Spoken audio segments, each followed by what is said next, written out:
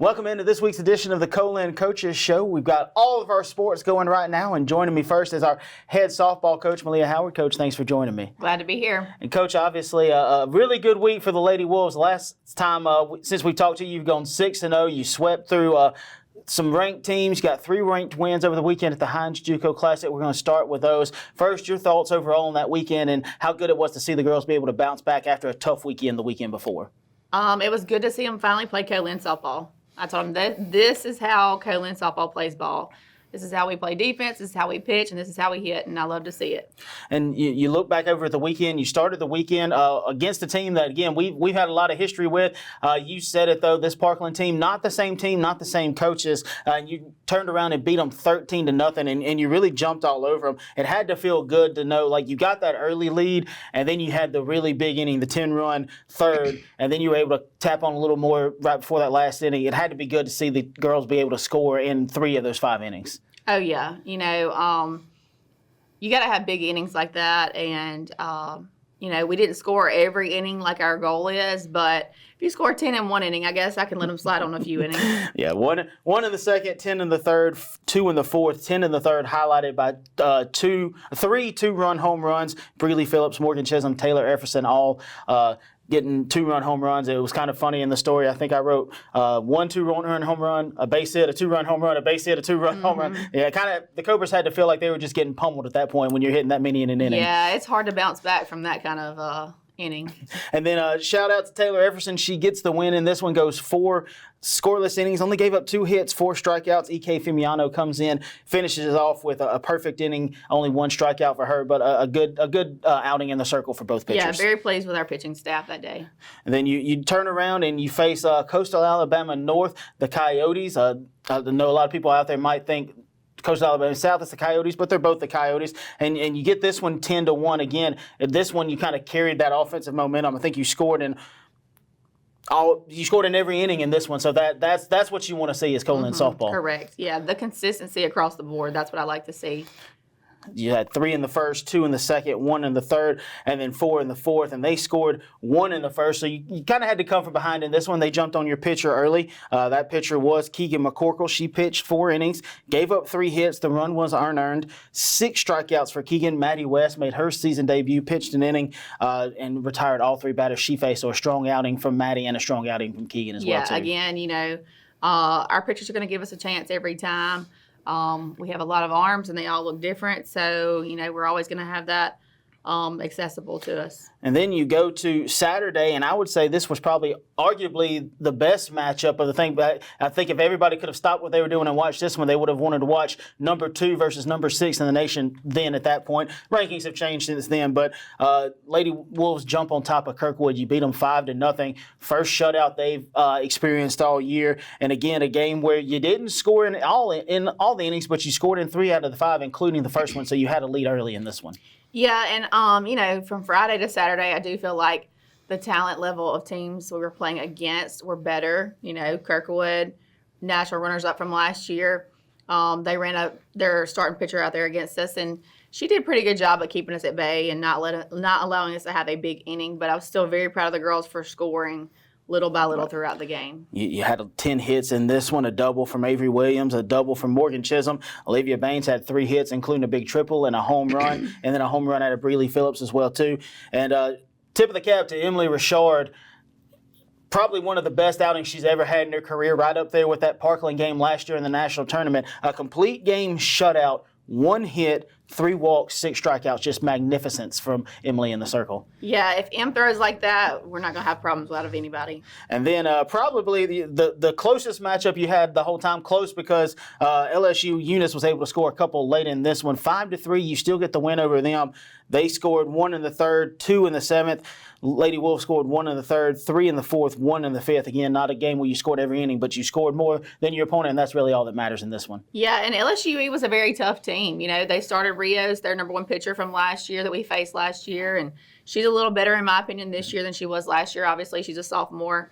But she was a different look, and our hitters had to adjust to her and get used to her. But after we had gotten used to her a little bit, we settled in and we adjusted. But this was a very fundamental softball game. If you got a runner in scoring position, you had to bunt them over just to get that run in, and that's what both teams were doing. And we capitalized on a very good win over a good team. But these are the kind of games that you almost look forward to as a coach, and you know they're going to pay off in the long run, because when you get in those situations in the national tournament where you've got to get somebody over, get them on, get them over, get them in, you've done it so many times now, or had some chances to practice it, you feel good about your chances being able to do it. Oh, absolutely. And then again, Taylor Efferson, a complete game in this one, 2 ranked wins over the weekend, 7 innings pitched, 7 hits, 3 runs, 2 earned, 4 strikeouts, a solid outing from Taylor in this one. Very solid, and defense played well behind her. And then you go to this past Tuesday. You were supposed to play John Melvin. The Millers of John Melvin. That's where we're getting those mixed up. You were supposed to play them Friday. Those games got canceled because of some transportation issues for John Melvin. So you end up going down to Baton Rouge. So you won't have a whole week off before your next one. And you sweep them in 2 drastically different games. 10-2 in the first one behind a 5-run inning, and then 2-0 in an absolute pitcher's duel where every time somebody got a scoring chance until the 7th inning, no one could come through. Your thoughts on how your team was able to win 2 very different styles of softball games? Well, first of all, we were very thankful that we could pick up the game with BRCC, so we didn't go a whole 8 days off. We're finally starting to play how we're supposed to play, so we needed to keep playing. Baton Rouge, just the pitchers they threw at us in game 1 were a very different look than what we saw in game 2. They were a little bit slower, a little bit more of junk style pitchers, and our hitters had to be a little bit disciplined. But our hitters capitalized. We did good. I was proud of that for, scoring throughout the game. Defense played pretty solid for this game. Taylor pitched pretty well. Probably not Taylor's best outing, but still good enough to get the win. And like I said, I told our girls we've got to score. Right. We got to score over 5 at least every game. You look at game 1, 2 in the first, 3 in the second. They scored 2 in the second, the only 2 that they scored the entire day, and then 5 in the 5th. A home run from Taylor, a double from Breely Phillips, and then Taylor's outing. We talked about it. 5 innings, 5 hits, 2 runs, both of them unearned, 2 walks, no strikeouts. A little oddity from Taylor that she didn't get a strikeout, but still gets that win. So that's the most important thing for Taylor. After she had a little bit of a rocky start, took that first loss and hit her first start. Now she's won 3 in a row, starting to round out in the form, and that's what you want to see heading into conference play. And then you look at the second game, and I guess Coach Swire held his ace for us. It looks like every time we had a chance to score, we were hitting lineouts, or anytime we were hitting a ball, it was going right at somebody out of line. So I think she did a good job of kind of keeping the bats quiet for most of the game. Yeah, and yes, Mark Swire, BRCC, definitely saved his best pitcher for us in game 2. We actually radared her, and she was throwing 65. We haven't seen 65 all year. So that was good for us, for our hitters, for our team to see that. And in a tight game like this, it was good for our girls to be put under that pressure. Like, hey, you got to take care of what you're supposed to take care of, make the plays, play solid defense. Again, threw her tail off. She got out there and did what she did, and defense played behind her. And you look at the inning where you scored, and it was really the bottom half of the lineup. Stella Roberts, Abby Burnett get back-to-back singles. And then, of course, your leadoff batter, your freshman shortstop, Breely Phillips, came through in a big way, 2 RBI double. That's where you score the 2 runs. And then, Emily, you mentioned it, another complete game shutout. That's back-to-back complete game shutouts for Emily. You can't be pitching much better than that. 2 hits, 2 walks, 4 strikeouts. So everything really kind of starting to round out the form as you get ready for a couple of more ranked matchups in your schedule. And then, of course, you'll also get ready for conference play as well, too. So you've got to like the things that you're seeing out of the girls heading into this upcoming week. We are definitely heading in the right direction. So you look at the schedule, and then like I said, a couple of ranked matchups coming up. You've got Lansing coming up this next Monday, a team that historically has been really good. Last couple of years they've come down here. Lady Wolves have gotten the better of them quite handedly if you look at the schedules and those kind of things. They've been some close games, but most of them have gone in the Lady Wolves' favor. What are you expecting out of the Stars when they come over here on Monday? I expect him to bring a quality team. He always does. It's going to come down to our pitching, defense, and hitting. If we do what we're supposed to do, I don't think we'll have an issue, but you never know. And then, of course, you'll welcome Kankakee on Thursday, and then the conference opener is here. It's hard to believe that it's already here. It feels like the season just started, but you'll go to Meridian next Saturday on the 8th, and that'll be your first conference game. So that'll be a game that will be tightly contested, a game that a lot of people, if you remember last year, Sarah Grace, SG has to hit a home run for us to, I think, take game one in that one. So 2 games when you go over there, they're going to be playing in a new stadium, those kind of things. So and Meridian is a team that's quite different from what they have been in the past. Yeah, they're definitely competitive. As is everybody in our conference. You have to take every game, one game at a time, and play it like it's your last. So lots of exciting and good things happening for the Lady Wolves. They bounced back after a tough weekend in Gulf Shores this past weekend, playing the Heinz JUCO Classic. 3 ranked wins. I'll get that word out, I promise. Wins over Parkland and Coastal Alabama North on Friday. Parkland ranked number 21 at the time, and then ranked wins over number 2 Kirkwood, number 12 LSU Eunice. They've got 2 more ranked teams coming up this upcoming week. Lansing and Kankakee come into Wesson, and we'll face off against them on Monday, respectively, with Lansing, Thursday with Kankakee, and then the Lady Wolves will be on the road at Meridian on Saturday, March 8th for their conference opener. 1-3 start times for Lansing, 2-4 for Kankakee, 1-3 for Meridian. We'll talk to Coach Howard again probably before those Meridian games, and talk about the Lansing and Kankakee games before they face off against the Lady Eagles. Stick with us through the break. Coming up next, we've got basketball and baseball on deck. We'll talk about how those sports have been doing and preview their upcoming matchups. At Capaya Lincoln Community College, you'll find a family of instructors and staff who truly care about your success. And not to mention a really fun college experience too. Co-Lin was recently ranked number 1 in the state for student success. So whether you need to start or finish your college degree, take classes on one of our 3 campuses or online, Co-Lin is the place to be.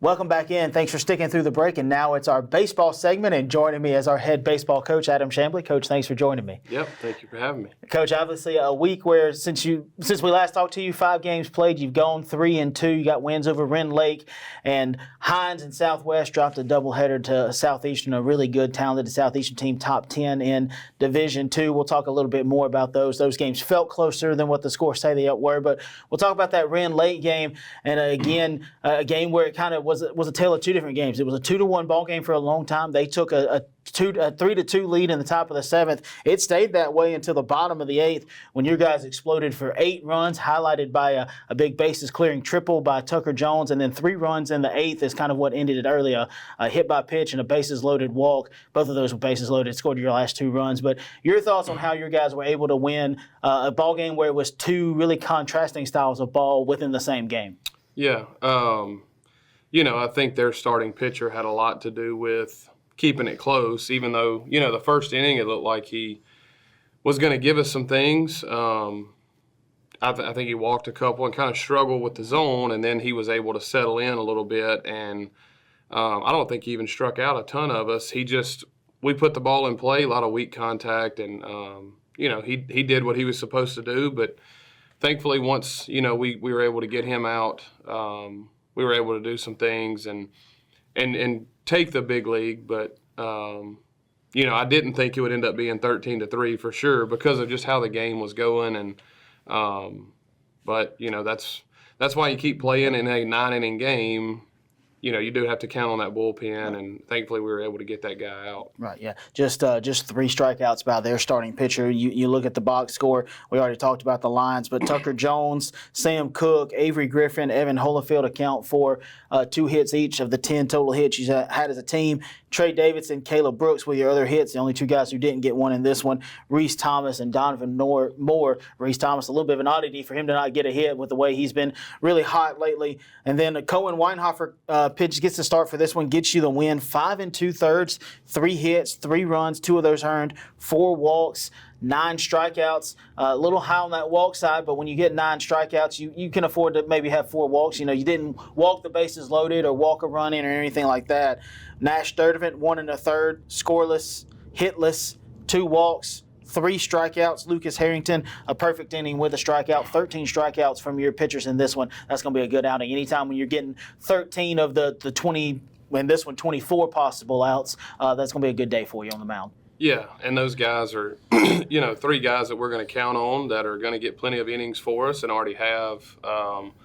But, yeah, I thought Cohen's start was really good. He definitely had the fastball and curveball working for him, and was able to do some things with that, and then those 2 relief guys did exactly what they should do. So really, really happy to see that and glad they could do it for us. And then you go to the Saturday, you faced off against Southeastern, a team that you weren't originally playing, added them because they're making one of their road trips down, making a little bit of a rally road trip, or playing a lot of the teams in the conference. A team that, you were excited about playing because, as a lot of coaches know, to get better, you got to play those really good teams. And these were games, in both of them, you were back and forth early on until Southeastern kind of had a big inning that kind of led to both wins. In the first game, you look at it, you were up 1-0. They tied it 1-1. You were up 2-1 after 3, and the fourth inning is really what did it for you. You take away a 7-run fourth, and they scored 2 in the 5th, 2 in the 6th, 1 in the 7th. It's a lot closer. It's 5-4, and you have a chance.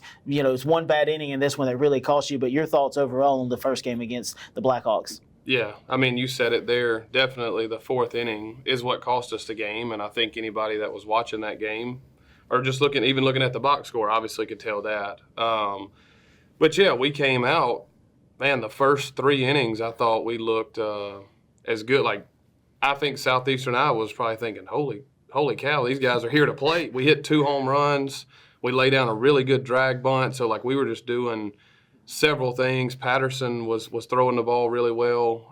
And then the fourth inning happened, like you said, and a couple plays in that inning that just – really, really affected just how that inning played out. A couple mishaps defensively. I think had those things not happen, which, hey, things like that are gonna happen, but you cannot expect to beat teams like Southeastern Iowa with an offense like they have that is high-powered and really, really tough at the plate. You pretty much have to make almost every play. You can't give them anything, and we did, and then the grand slam in that inning, and just that's where it went. Right. And you look at the box score, 7 hits, Reese Thomas, Tucker Jones with 2 each, Trey Davidson, Donovan Moore, Avery Griffin with a hit each. Donovan Moore, Reese Thomas, both of those home runs, as you mentioned.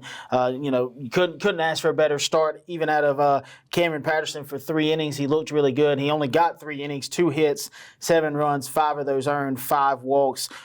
4 strikeouts. So a line that's not indicative of how good the start really was. Save that fourth inning. The fourth inning is what really hurt him. Yeah. Tanner Blackwell comes in an inning and 2/3, 2 hits, 3 runs, all earned.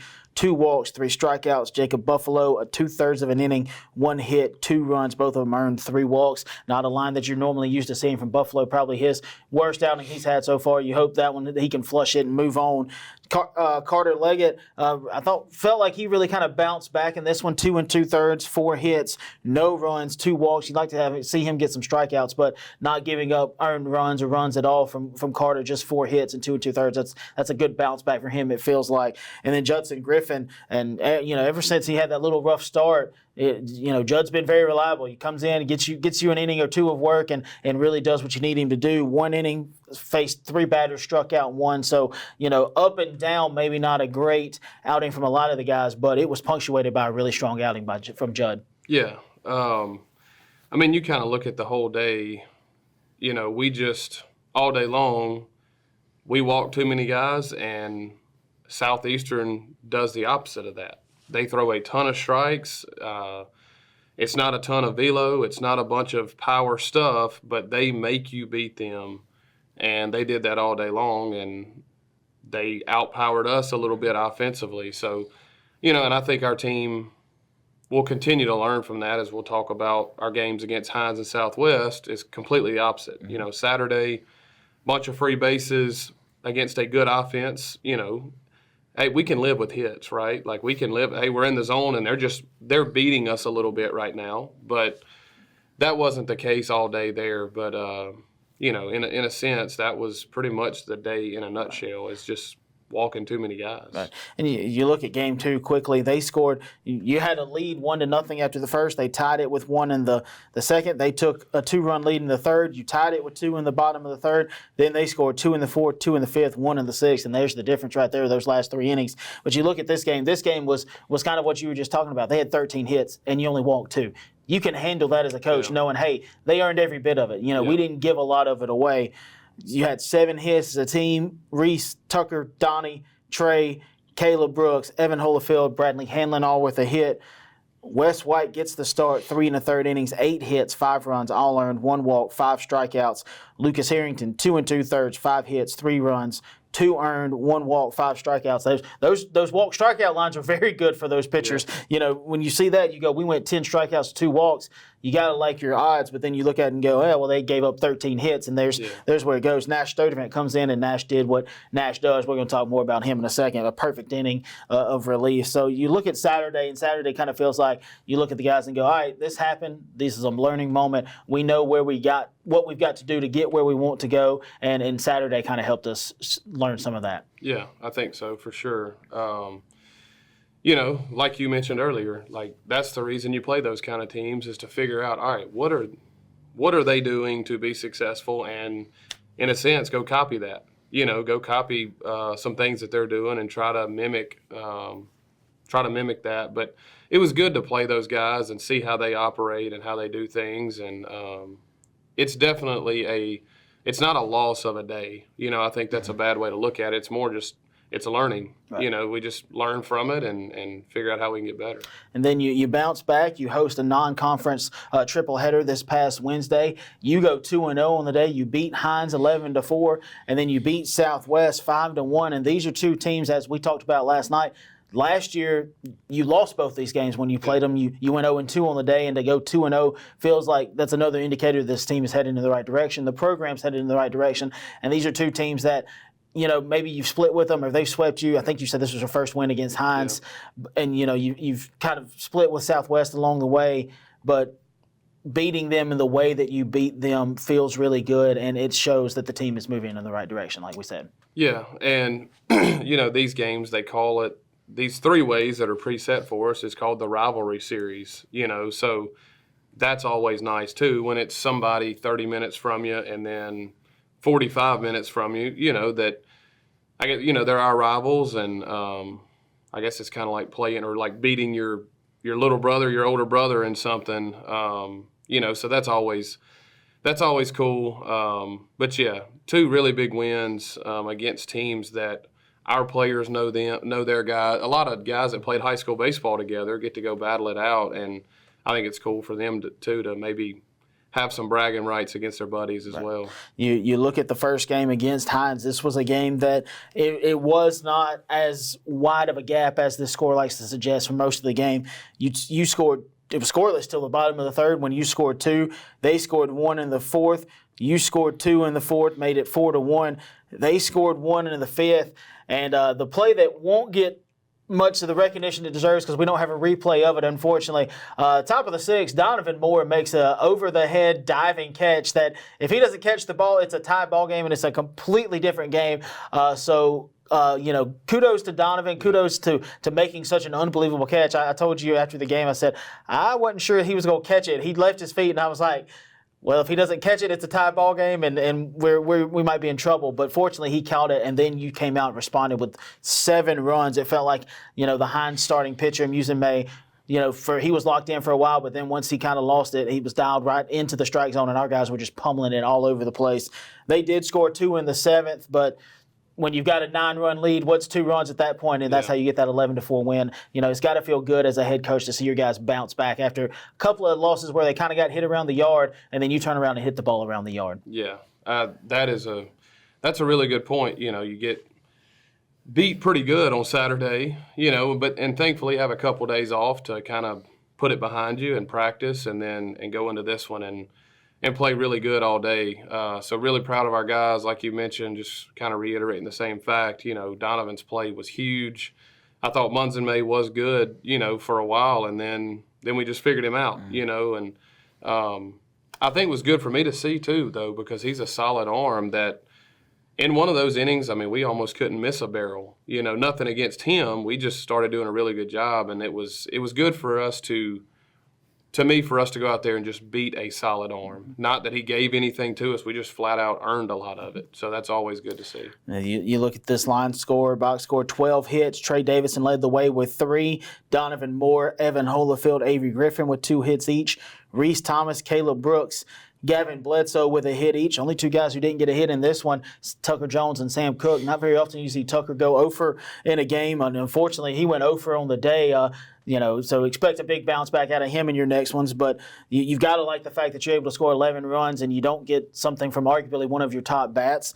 But you on the mound, you throw Jennings Kimbrell, and anytime Jennings gets on the mound right now, it feels like it's almost an automatic W. You don't want to curse him. You want to knock on wood a little bit there, but Jennings has just been rock solid for you. He's gotten a win in every start or every decision that he's been able to pull. 6 innings, 5 hits, 2 earned runs, 2 walks, 4 strikeouts. Lane Robertson comes in, gave up that 2-run home run. Had a walk as well too in his inning of work, but minus that 2-run home run, a very solid day from your pitchers.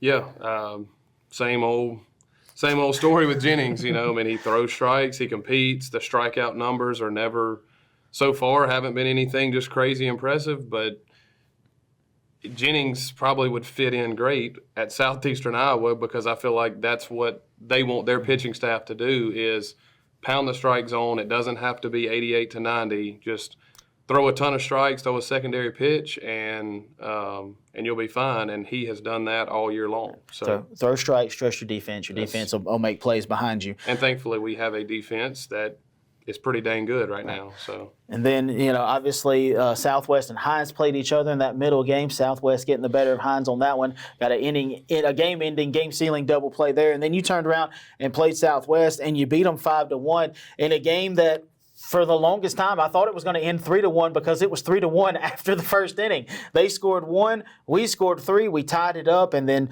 Dylan Wesson hit a no-doubter of a home run. So that made it 3-1, and then you didn't score again to the bottom of the 6th. I capped on a couple extra there.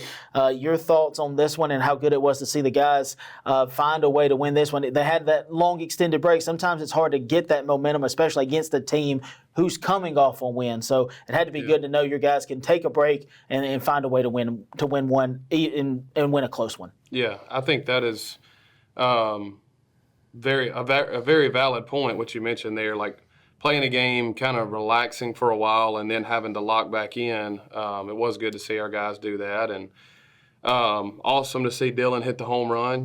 Not playing for a couple of days just because of, in a sense, a really good problem to have right now. We have too many guys swinging the bat well, but I'm not complaining. But I was glad to be able to get him in there, and then he made me look like a really smart person. But a huge hit, obviously, there. And then I can't even remember exactly how we scored the 2 in the bottom of the 6th, but that was huge to add on. It always makes you feel a little more comfortable going into those last 3 outs with a 4-run lead versus just a 2-run lead. So ironically, it was another smart move by the head coach. It was a pinch hit, 2 RBI single by Caleb Brooks. Caleb Brooks made me look smart too. So, that was a big hit for sure. And you look at this one, and it's a game where you got out hit only by 1, only 6 hits. You'd like to see a little more hits, but it felt like Southwest had a really good starter. Had one guy to the bullpen that we really couldn't touch. Yeah. Went to some other guys, and that's where you kind of got some of the hits. Donovan Moore led the way, had 2 hits. Dylan Wesson, Evan Holyfield, Avery Griffin, Caleb Brooks with your other hits.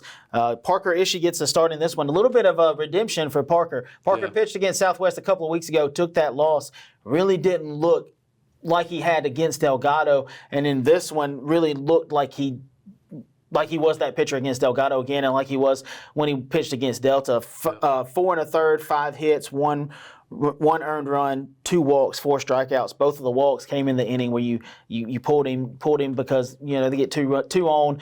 You go to Nash Sturdivant, who throws 2 2/3, gets a save, his second of the year, gives up 2 hits, 4 strikeouts. I think the biggest pitch that Nash threw in that entire game was the first one he threw because he got the double play ball, got out of it, ended all that momentum, and I want to say maybe that's when we came in and scored those 2 runs as well too. So just a great appearance from Nash and a really great start from Parker as well too. Yeah, definitely on both ends of that. I mean, talking about pitching and defense once again, Parker was good, Nash was good. But you also got to give credit on the double play because that ball was hit hard. Evan Holyfield and Avery Griffin turned a heck of a double play, and it was huge. So going back, now that we're talking about big plays, talking about Donovan's play in game 1 and then that double play, like those almost in a sense feel like they win you the game, which are things that I think championship type teams make, though, like they almost take away some hits, right. And I think in those games we definitely took away a couple, and it just takes the air out of the other dugout, especially when you make that big play and then you go answer offensively and put a cut, and it's like, man, like we were so close and now we're not, now we're out of it. So those plays stick out for sure, and like I said, they may have almost won us each game. Right. So. And, if you're not mistaken, another big play you could think of in that Hines game, I believe it was in the first inning, you got a double play there too. Yeah. And, Jennings could have been a big inning for them, and Jennings was able to induce that double play and get out of there. I believe that was a 6-4-3, Avery to Evan to Gavin Bledsoe at first. So 2 big double plays, a big flying catch. Championship teams play championship defense, and the Wolves are certainly playing that style and level of defense. Yeah. You're going to make errors every now and then. Right. You can live with those as long as they don't cost you games. And, when you're playing outstanding defense, it definitely helps some things. But you preview, we look ahead to the kind of the next upcoming couple of game days. You got one this Thursday, a single game against Lansing at 5 p.m. at Sullivan Field. What do we know about the Stars coming into this one? A team that, we were looking at it, me and Bryce Perry were looking at it before we started. Looks like they've had some games that have been canceled. So it looks like it's going to be the Stars' first game. So probably based on that, no information really on their freshmen, but sophomores have some data out there as well too. Yeah, just historically, another team similar to Southeastern Iowa that has been to the World Series several times. They went 2 years ago, and I think they finished in the top 4 that year. We played them 3 times that year, and unfortunately got swept. But we did, even that year, we played some close games with them.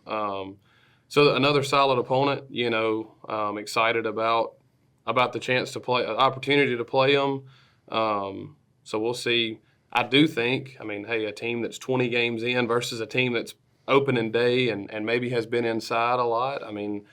Obviously, I think that gives us somewhat of an advantage. Even though it's opening day for them, so the excitement there is going to be huge for them, and hopefully we can treat it like opening day, even though it's game 21 for us. But yeah, it should be a solid baseball game. And then obviously this upcoming Saturday, you'll welcome in a team that you may owe a couple of games to. Nunez is going to come to Wesson on Saturday, 2-5 start times there. Again, looking to get a sweep here to return that sweep that they took from you when you were on the road in that one. Yeah, definitely going to be a game that I hope our players are fired up about it.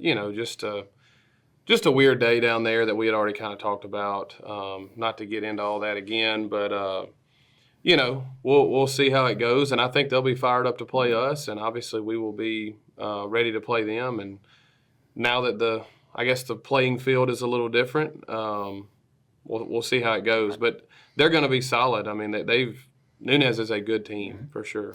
And I think one important final note to add, we didn't talk about it, but that win over Southwest sets you sitting pretty in the Coca-Cola Challenge. Yeah. You now got that 2-1 lead, and know when you play in those last 2 times, hey, we only got to win one to keep that bad. So Wolves baseball has a lot of good going for them. 3-2 in their last 5 wins over Wren Lake, Hines, and Southwest. Dropped a doubleheader to Southeastern. They've got Lansing and Nunez coming to Sullivan Field for 2 more home games, their final 2 non-conference games before conference play starts. That's hard to believe, but Lansing this Thursday at 5, Nunez Saturday at 2 and 5. That's March 1st. They'll go on the road, play a 3-way triple header with PRCC and Meridian. That'll be the final non-conference games, because then on March 12th, it's Kahoma on the road for the conference opener. We'll talk with Coach Chamblee well before all those games are played, but just giving you a little preview of the upcoming schedule. Stick with us through the break. We've got basketball to talk about after this.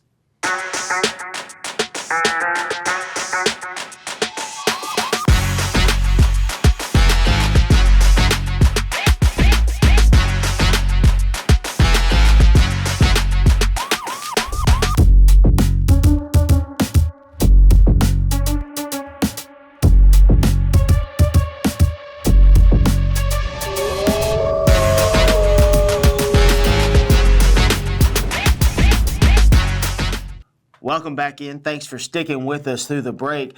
And as you can tell by our setup on the table, our basketball segment is going to look a little bit different this week. It's championship week here. MHSAA is having state championships. MAIS is having overall championships. So both coaching staffs, when they haven't been getting ready for their upcoming games, have been a little busy out there recruiting future Wolves and Lady Wolves. So we're just going to do a quick recap of what has happened in the action for basketball over the last couple, and then we'll preview their last upcoming 2 games against Meridian and Gulf Coast. And then next week, after the regular season ends, we'll talk to both coaches, get their thoughts on how the season went, talk about possible playoff scenarios as well, too. We'll start with the women, and the women have gone on the road to Hines and have hosted Itawamba. Both teams have done those same 2 things, and the women have taken 2 losses there. Women get beat by Hines 64-57. They were outscored 11-7 in the first.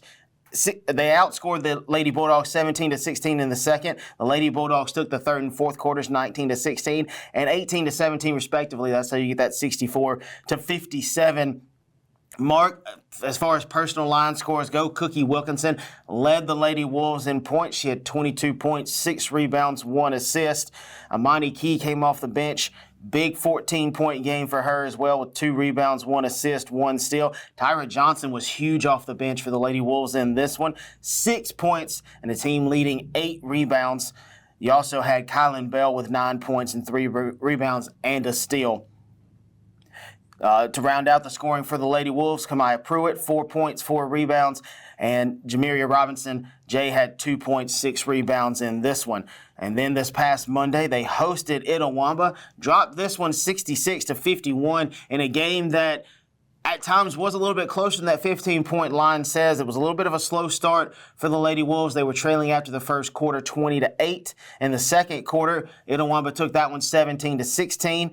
Itawamba actually won the third quarter as well, too, 14-11. The Lady Wolves, only quarter they won in this one was the fourth, 16-15. That's how you get that 66-51 line. Cookie Wilkinson had another 20-point game for the Lady Wolves, 20 points, 4 rebounds. Madison Mitchell with 11 points, 2 rebounds, 6 points from Kirsten Haynes and Kristen Walters off the bench, 4 from Tyra Johnson, 2 points from Cam Pruitt and Amani Key as well, too, in that one. And those are the last two games that they have played. Again, they'll go on the road to Meridian this Thursday, tip off at 5:30 p.m. over in Graham Gymnasium in Meridian. And then the final, that'll be the final regular season road game. Final regular season game will be this upcoming Monday, Gulf Coast. The Lady Bulldogs are going to come into Mullen, and the Lady Wolves are going to celebrate Sophomore Day. It's going to be a special day. We're going to honor 3 sophomore players, as well as some other sophomores that have been key for Dr. Britta Stevens and her bunch this year. We're looking forward to that time to honor that group, and it's been a special group as well, too. And again, we'll talk to Coach Stevens next week and get her thoughts on everything. Lady Wolves still in the hunt for the playoffs, still looking for possible playoff positioning as well, too. And we'll let everybody know on our social media channels as those outcomes are available and as we have that information and we can pass it out to you. On the men's side, again, the same 2 opponents for the men, the Bulldogs of Hines and the Indians of Itawamba. And for the men, the Hines game, a little bit of a heartbreaker. Drop it 79-78 in overtime. Hines hits a buzzer beater to take that one. The Bulldogs outscored the Wolves 39-34 in the first half. The Wolves rebounded, outscored the Bulldogs 35-30 in the second half, and that's what forced overtime. You're sitting at 69-69. And then in the overtime period, as I just mentioned, Hines hits a buzzer beater to beat the Wolves. They were up by 1, lost by 1, 79-78. Hines outscores them 10-9. In this one, Devin Bates flirts with a triple-double. He had 14 points, 8 assists, 7 rebounds. Your leading scorer for the Wolves was Prince Ojukwu, who flirted with a double-double, 19 points, 7 rebounds. Javian Watkins, JJ, had a really great game, also flirted with a double-double, 18 points, 7 assists off the bench. And then Dakota Hillard, 13 points, 5 rebounds as well. You had 7 points from Keyshawn Shields, 2 points apiece from Dawson Knox, Chris Stevens Jr., Zach Thompson, and a point from Jaden Jackson. That's your line scores for that one for the Wolves. And then they hosted Itawamba, and the Indians got the better of the Wolves in this one. It was an 8-point loss, 91-83. But this was a game that Twice in the second half, the Wolves cut it down to 1. In the first half, Itawamba outscored the Wolves 41-32. This was a game at one point that was tied 32-32, and the Indians ended the half on a 9-0 run to hold that 41-32 lead. The Wolves outscored the Indians in the second half 51-50, and again cut that lead down to 1 point at least twice in that second half, and just couldn't find a way to get that extra point and to tie it or to be able to take the lead there, unfortunately. Devin Bates did have a double-double in this one, his first double-double since about mid-January. 23 points, 10 rebounds for Devin, 14 points apiece for Prince Ojukwu and Keyshawn Shields. Ojukwu also added 6 rebounds, 3 assists. Shields with a rebound and assist as well. In this one, you had 21 points from Dakota Hillard coming off the bench in this one, 21.7 rebounds. And to round out the scoring for the Wolves, you also had 5 points from Chaz Otis and 4 points from J.J. Watkins.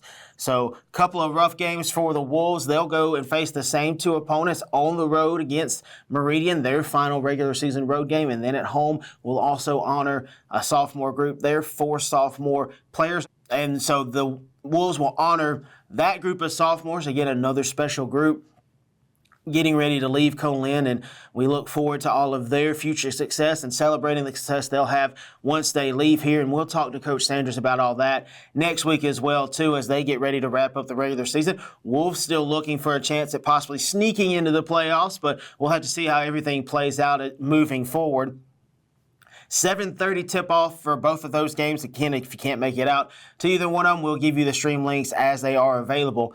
That'll wrap up the show this week. I know it's a little untraditional to not have a coach sitting here beside me as we kind of give you what's going on here before we speak again. Again, baseball will host Lansing this Thursday at Sullivan Field. Basketball on the road against Meridian. 5:30, 7:30 starts there. 5 p.m. for the baseball Wolves. Tennis will be hosting Southwest this upcoming Friday at 10 a.m. Softball was supposed to play John Melvin. Again, those games have been canceled. No games for softball until this upcoming Monday when they play Lansing at 1 and 3. Baseball is also going to be playing again on Saturday, hosting Nunez, 2 and 5. Men's tennis is on the road at Dillard as well, too, at 2 p.m. on that one. And then, like we mentioned, this upcoming Monday, lots of action on campus. Get a chance to come on campus and watch some Wolves athletics. It's going to be a good day. Men's golf is going to be on the road. Softball, again, hosting Lansing at 1 and 3. And then men's and women's basketball, sophomore night in Mullen Gym. Looking forward to that. 5:30, 7:30 as the Lady Wolves and Wolves welcome the Lady Bulldogs and Bulldogs of Gulf Coast. And then Tuesday, golf again continues their action in the 6th event of MAC play. I'll get my words out, I promise, folks. Men's tennis will be at East Central. Right now, that match may be postponed. We'll let you know on social media as soon as we find out. And then baseball will have their final non-conference games in another three-way day. Baseball will play Pearl River and Meridian at Meridian on Tuesday, 3 and 6 game times there. Thanks for tuning in this week. I'm Kevin Kyzar, Sports Information Coordinator here at Co-Lin, and we'll talk to you next week.